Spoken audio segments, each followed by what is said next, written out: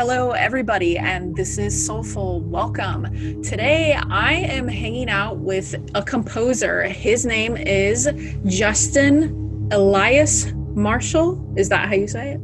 Justin Marshall Elias. Yeah. I got it backwards. Okay. And he approached me some time ago, basically with this project that he has. It's called Music+Art, where he composes songs to people's artwork. And anybody out there who is an artist, seriously, you should go check out his Instagram. You'll see it below in the description box. Fascinating stuff. I'd never seen anything quite like it. And he has a broad range of talent, the things that he can create. So Justin, go ahead, tell us about Music+Art. I'm curious to know about your project.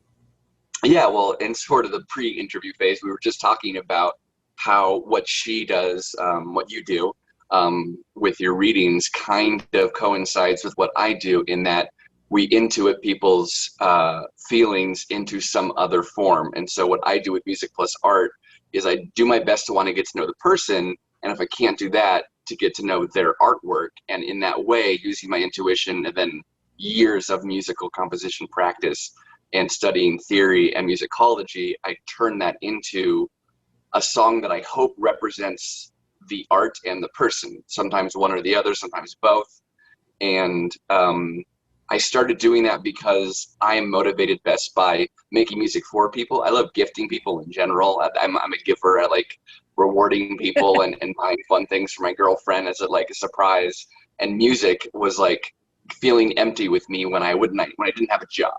When I wasn't writing for a film or for an industrial even, I felt kind of like, I like writing music, but who's it for? Because I don't always want to make it for me. So this was an excuse in a way for me to always write music for someone.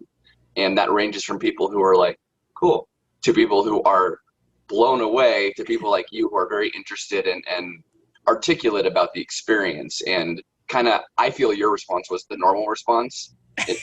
Just so you know, I felt you going, wait, what is this? I've never seen this before. To me, that made sense because I've never seen it before. Mm-hmm. And then other people sometimes go, cool. And I'm like, that's fine, you be you. But that wouldn't be my reaction to someone wanting to write a whole song for me. I'd be like, what's going on right now? And then some other responses have been, am I being duped, or are you going to charge me money? And that's, yeah, I can see that. I understand, because it's like, why are you doing this for free? Because I give them free advertising and I write them a song. Mm-hmm. But I think if they're strictly on the, I guess, strategy and finances side, I think if they thought more about it, they'd realize it's free advertising for everyone. So it's a win-win. Actually, that's something that I did want to say. You kind of made me think about that. It was the way that you're doing it. It's spreading an idea, spreading the creativity across different lines. And, that energy goes and more people will get attracted to that. They go, oh, wow. It's I'm actually curious when did you start actually doing this?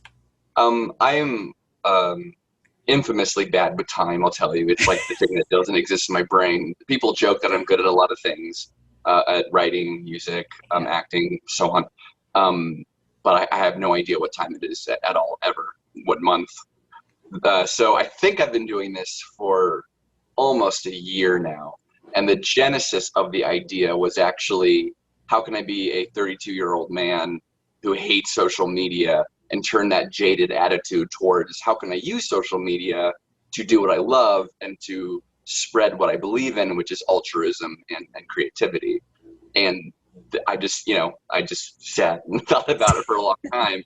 And I was like, okay, this seems like a perfect sort of conduit to do that, because it also inspires connectivity, which is another big thing about that I believe in, is talking with people and using our technology to connect and actually make, emotionally intimate connections. We often don't do that with these amazing devices. So it was another excuse to also inspire people to go, hey, you have Instagram. This is awesome. You can connect with people creatively and share your imagination and share your feelings if you want. So that's why it started. And then what I already told you is kind of culminated into, it was also productive for me as a composer. Did I answer your question? Yeah, that was perfect. That was perfect, actually. You know, I think that what you're doing, it's if more people that are creative get on board, more people share and do what it is that you're doing with others as well, sharing Mhm. and crossing creative boundaries like that. Yeah. With it's like you say, we live in an age where there's so much technology, and yet it's being used for such mundane things. You know, a lot of people are just The dating, majority is. yeah, the majority. And so yeah, that's actually really, it's such a creative idea in and of itself to do something like that, and you get a lot of people involved, and it builds a momentum. And I found that very, very cool. And you know, I was sharing it with family, sharing it with friends, and they're just like, wow, that's really neat. Yeah, it's obviously today Yeah. was one of those great days where I approached someone. I think his name is Tiago. He's a big Instagrammer, right? Very successful and selling his work, left and right. And there's the chance that that kind of person always kind of, not necessarily because they're rude or anything, because they're busy, don't really have time to invest. And he was absolutely gracious, and he was blown away by the song I literally just finished 10 minutes ago. And I said, you made my day, because I was a big fan, and he, was really sweet. He goes, well, you made my day. And it's just it's a battle of who can make the other person smile more. And that's like the best result. It's just a bunch of two people that just have a great day because of each other. And yeah, that's always the best result. And then I would say this is also a great result. I'm talking with you now, and we're interviewing, and you and I are friends, and that's another awesome result. Doesn't always Yeah. happen. I But like now yeah, the genesis. Now you understand. It's always about connection. Yeah, that's always connection. the genesis. Yeah. Well, you know, on my channel, I doing tarot readings for people. I mean, it's all about connection. It's all Hmm. about connecting to energy, using intuition, psychic. You know, all of that is about, you know, I pick up on people's pains. You know, Hmm. I've had people mail me, they're like, I had no idea. I just did a reading the other day for a lady, and I never received a message from the dead. Okay. And my head, I got this massive pounding headache when I did her reading, and I didn't know why. And you can tell when someone comes in, when a connection from, you know, like I've had guides and things like that. And when this, it was her dead sister, and she had died of an aneurysm, and I had no idea. Hmm. And I had to like close the reading off because my head was killing me. And she's Yeah. like, it was very odd. But when it comes to connections, it's like creative energy. There's nothing like it. There is Yeah. nothing like it with what you're saying with that. I think the word you used was synergistic. And Yeah. so what you're doing, that's why it attracts me. That's why to me it's kind of fascinating to see how far you've come as well since the time you did actually message me to now. You've got a lot going on. So that's why I was like, I really got to get this guy on my channel. um you Okay. I'm Sorry about that. It's okay, I'm sorry. I actually had a question. It was, you said you've Hmm. had 10,000 plus hours of Yes. composing. Can you explain that? Yeah. So, well, I want to say everyone. I think a lot of people know of the 10,000 hours to be a master at something. And I believe it was most recently, well, not recent, okay. There's a sushi documentary, like Jiro makes sushi or something like that. And it kind of was popularized for a while, but there have been many, films and people who talked about it. And people usually ooh and ah at the 10,000 hours, like to be a master, but they never were like, that's not for me, or they're lazy and it shouldn't be. Yeah. But 10,000 hours Yeah. requires, you know, absolute discipline and dedication. And for me, that started in college. But I would say I cheated a little bit because I didn't know I had a like clinical medical sleep disorder, not just like normal insomnia. And my reaction to fix it was, well, I love relaxing music, so let's learn how to make it myself. And so I kind of cheated in that way where it was also a necessity of mine, not just dedication. But then it was dedication. It was not going to parties. It was not going out skiing. It was staying in my room, getting the exercise I needed, and writing music every day. And I started to write, I think at the end of my freshman year, I was writing 3 songs every day. And how that happened was I was with my best friend, and I would consider my soulmate, Parker Mann, and we were college roommates, and he would draw something to inspire me, right? Because I needed that conduit, I needed that connection. So he was an artist, a visual artist. He would draw me something and say, write music for that. So that was the way of initiating me writing the song, so it wasn't out of nowhere. And then after I got good at that, right, which was basically taking a visual adjective and translating it to a musical something. Easy example is if it's a robot, that means something tinny, metal, that means something percussive, loud. If it's something that's sloppy or sad, that means slow, syncopated. If it's something that's pristine and beautiful, that means bells. So you can see your brain starts to connect not necessarily because they're always the right connection, but it's fast. It's what I go to if I'm in a rush. And so then once I got good at that, after like a year or so, then that wasn't enough. I needed a time limit. So I would say, draw me an image, and then I have to write a song in 20 minutes. And then it was 10 minutes, and then it was 5 minutes, and that's where I drew the line on how quick I was a song. And that's how I easily started to get my hours in. And then I just continued doing that because I genuinely felt that writing music was something I had to do, not something that was really a choice. And then I started getting work. I started writing commercials in Montana where I was going to school, writing music for commercials. And that just turned into 3 songs a day or more, or maybe a little less, but then I'd make up for it the other day. And that equaled out to 10 hours.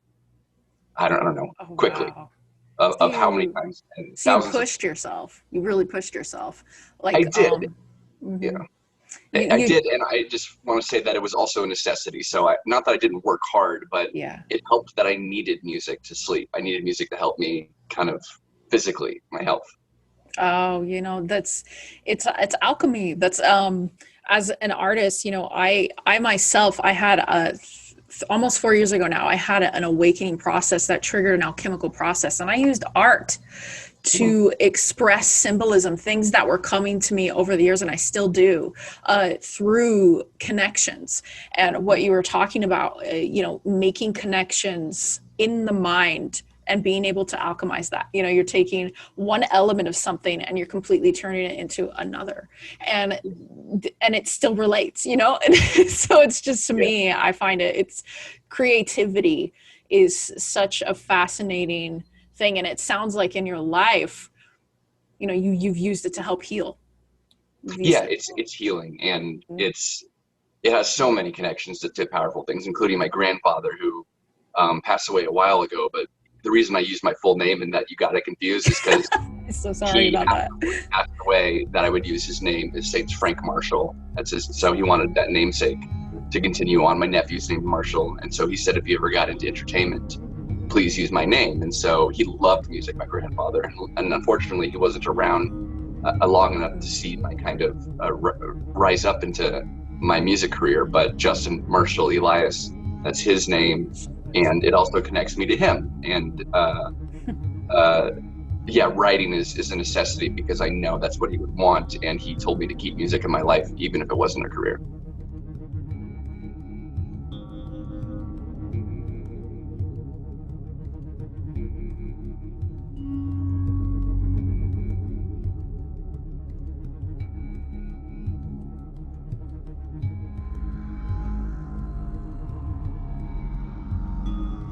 That's awesome.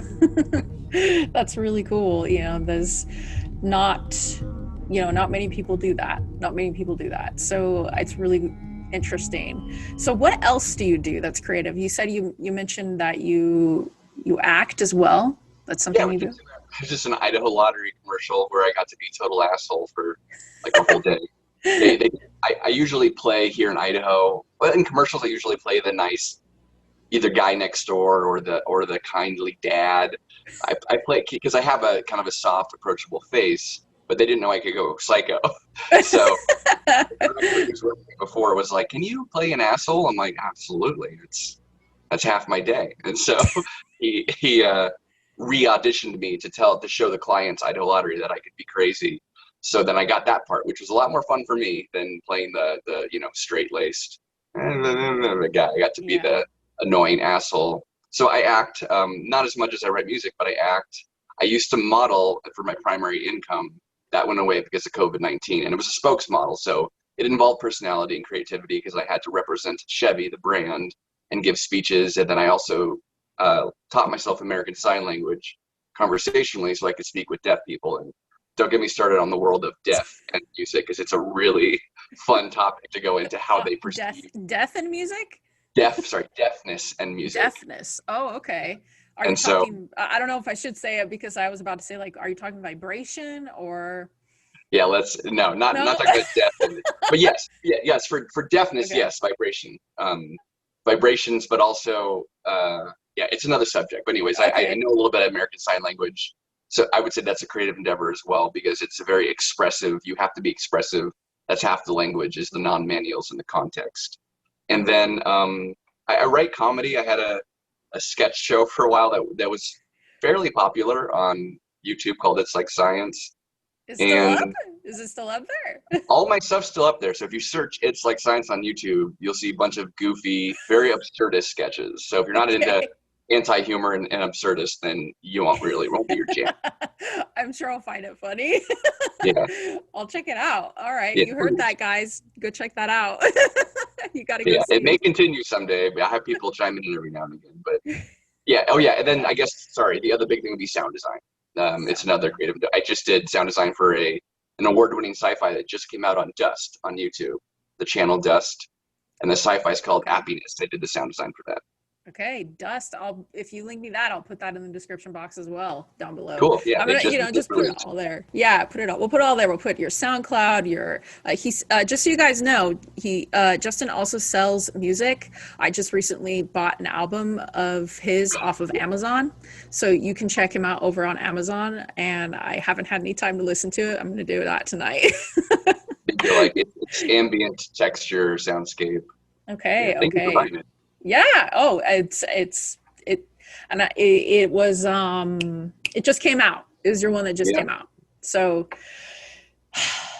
that's amazing. I actually have and if it's too personal of a question, you don't have to answer. Have you had any kind of weird metaphysical, spiritual, odd experiences based around your passion?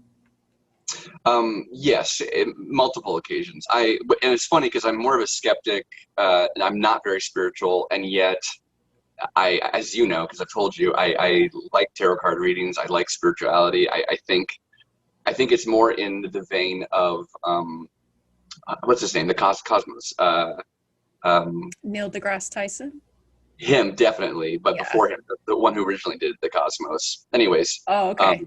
His line was, he's not atheist, he's agnostic, because it'd be arrogant to be atheist. There's so many things we don't know. Mm-hmm. So I believe firmly there are things I do not know that I don't even know. Spirituality is one of those things where I've had many experiences I cannot explain, and I would not deny them because I don't know how they happen. But my favorite one to talk about, because it's good juju's, it's positive, was after the passing of my grandfather. I wrote an album called 4 a.m. because I was really bad with sleep. I was in the medical, I was not doing well, and I didn't know why. So I was writing music up until 4 or 5 a.m. And the most spiritual experience I've had while writing music was feeling that my grandfather, Frank Marshall, was in the room with me. And I wrote a song called Justin Loves His Pappy Very Much, because that's what he used to say, because I was a very quiet child. That's adorable. So he would be like, so he would say it for me. He'd be like, he loves his pappy. And, because he knew I just wasn't very talk, was shy. And so I wrote that song, very soft piano song. And then I would later, my most successful film, and my favorite film I've done music for, is Teens Like Phil, which is an anti-bullying, pro-LGBT film. And I loved having my music in it. It was such a positive message. And the actor at the end goes to I might get choked up, I'm sorry. He was in a group therapy session about self-harm and suicide. And the actor really went to one, and such a good actor. And he starts crying, explaining that he didn't want it to disappear, but then now he feels better. And I wanted my grandfather's song in that moment. And the director, Dominic Haxon, who's a really brilliant guy, is also a bit of an asshole. He was like, no. And I was like, Dominic. He's like, no. I was like, Dominic, please, fucking, all the other moments you get to choose, just let me put the song here. It's very important to me. And he's like, okay. And so the end credits to that song is my grandfather's song, and that's the most spiritual, I think, Oh, connection, is that I wanted him to be proud and be part of a film that meant something, you know. that's that's a beautiful story. I loved it. I loved it. You know, that's this, it sticks with us. These things stick with us, and I'm gonna check that out just so I can see that now. And But yeah, it's check out the film, and I'll send the song to you because no one has it. It's not published. okay. Okay, I would love that. I would love that. There's, you know, there's so much that creativity can help us heal. And you were mentioning that, you know, the actor and actually studying people who self-harm. I used to do that. I used to self-harm. I used to have a lot of these issues, clinical depression, PTSD. I've had a very tough life. Yeah, me And so you're a survivor. too. Yeah. So when I see a creative person who continues to keep going, they keep going. It's so inspiring, and I want everybody here on my channel to know that you can do it. If you're creative, you know, use that ability that you have. It doesn't matter what it is that you create, what you make. You're making something, you're bringing something into reality, and you know, it helps you to express the pain and the Yeah. sorrow and all the things that help you heal. Because if you leave it inside you,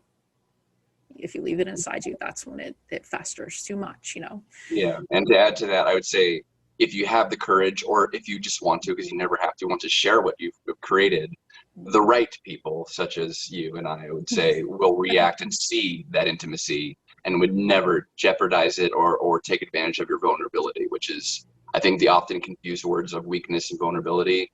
Yeah, Vulnerability isn't a weakness, it's a courage. it Weakness is. is a literal weakness, so we just throw that word away.